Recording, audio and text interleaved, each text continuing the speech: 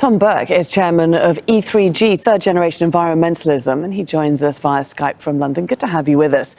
Is there that kind of commitment that Nick talked about there at the end of his report that is needed to address climate change? Yeah, it's right. It's a bit like the virus, if we don't do enough now, we'll have to do an awful lot more and much more painfully later. And what's good about the Chinese announcement and the recent announcement from the Commission that it was also going to put up its commitments under the Paris Agreement, we're going to see the same, I think, from the Prime Minister Johnson today. We're beginning to see at least a bit of restoration of the momentum that's been lost during the pandemic. And I think that's quite good. And it isolates the United States, it isolates Australia a bit politically. So I think we're seeing a bit of a restoration of momentum. And given how bad a year it's been, not just the hurricanes and the droughts and the fires, but also floods in East Africa and Bangladesh, other parts of the world, we're really getting a signal from the world that we're doing ourselves, as well as the planet, enormous damage. So it's good, but is it good enough? Are we able No, it's not.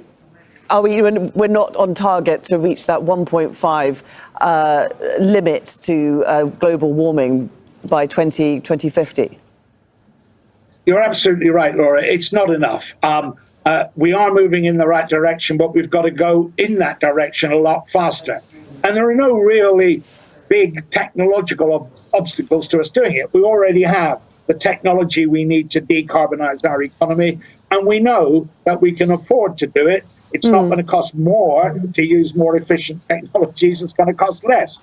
The real problem is that we haven't put enough attention into the kind of social adjustments, the political adjustments that are going to take place, and we're not paying enough attention to that side of the issue.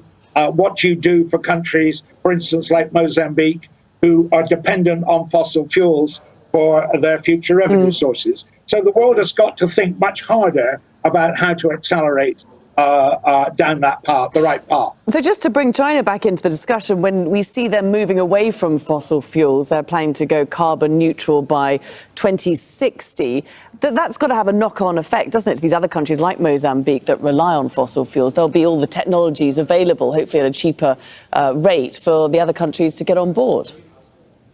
Yes, though I think it's important to remember that China, like a lot of other countries, its aspirations might be right, but its achievements are lagging a bit behind. It's still investing far too much in new coal plants, for instance.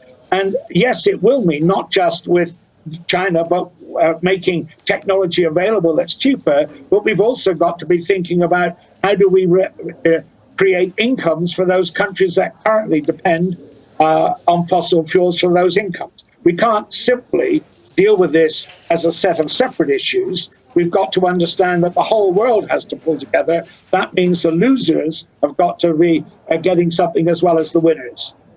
OK, well, we'll be keeping a close eye on events at the United Nations General Assembly later today when they've got this high-profile climate change meeting. For the moment, though, Tom Burke, thanks very much for joining us.